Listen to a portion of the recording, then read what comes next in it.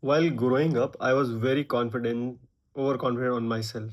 And I used to think whatever the people from the past, like our forefathers or something, they were really stupid to carry some of the tradition or something like this. Or something they were doing, I would say, like they were really dumb.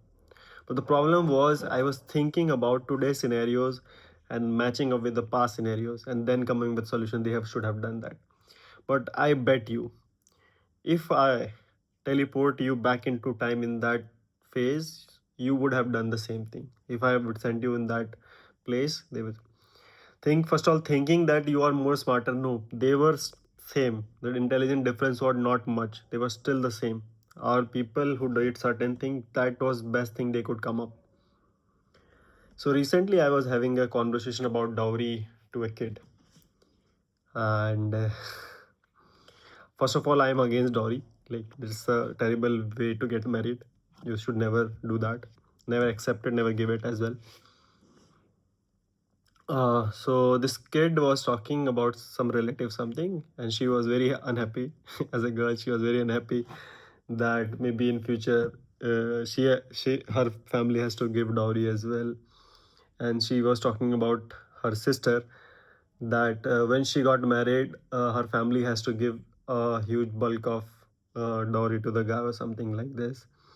And because of this reason, she doesn't trust marriage and everything.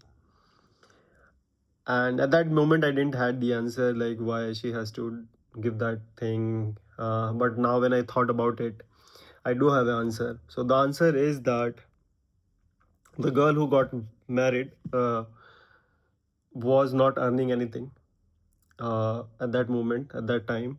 She was just a girl, like average girl or something, whereas the guy was in a good job or something where he was earning like 6 7 times more than an average woman or something like this. Not even like she was basically at zero, so probably this guy was earning. So usually when a deal happens, like a business deal happens between two equal people, like where you're equal in terms of look or whatever, like money, social status, something. But when the marriage happen, usually the girls go above their league. Most of the time, it has seen that, like they want a better family than what they are. That is the norm people are carrying, or it's the basic biology. I don't know. That's the criteria. So this girl was not earning that time much anything, and she got married to guy. And from the history, it has seen that men are not supposed to be monogamous. They are really polygamous. If they have resources, if they are doing in the society, they would not settle with anybody and they will probably marry more than one or something like this.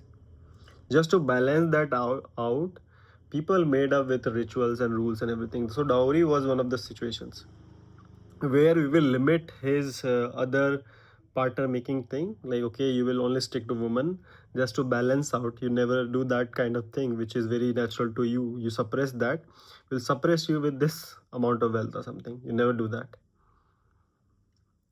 A guy is not marrying to his equivalent, right? He is taking responsibility there. He has to give up, he is giving up his sexual freedom. And to stop that sexual freedom, uh, the dowry was given, and that's why two people agreed, like it was a balanced deal and people took it. And also now this in this age or something, woman doesn't wants to give dowry. That's fine.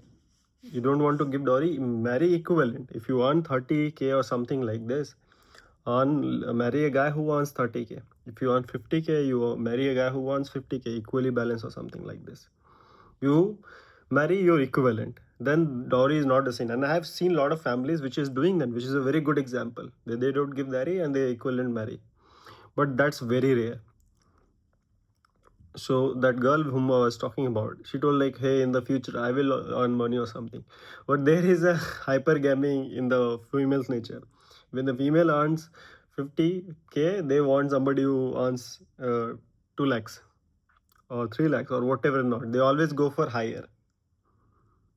She doesn't understand now, but when she grow up she will have this feeling, and then she could understand why I was saying that. So girl has this innate nature of going up.